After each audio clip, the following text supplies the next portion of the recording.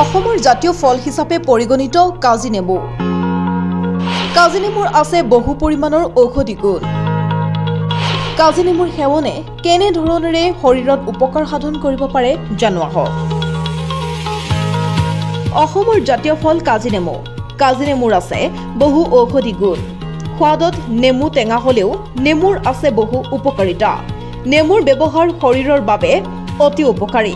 নেমুত থকা এচিডে মেদবহুলতা ৰোধ কৰিব পাৰে। এই এচিডে শৰীৰত জমা হোৱা চৰ্বি নিয়ন্ত্ৰণ কৰে বুলি বিবেচনা কৰা হয়। ইয়াৰ উপৰি নেমুৰ ৰস কুহুমীয়া পানীৰে সৈতে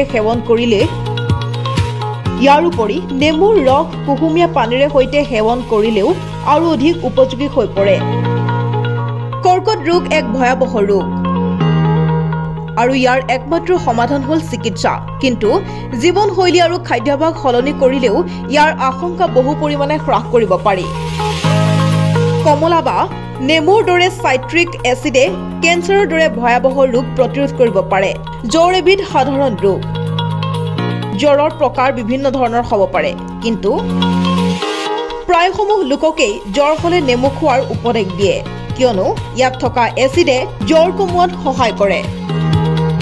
নেমুত প্ৰচুৰ পৰিমাণে ভিটামিন চি থাকে আৰু বেক্টেৰিয়া আৰু ভাইৰাছৰ দ্বাৰা হোৱা সংক্ৰমণ প্ৰতিৰোধ কৰিব পাৰে।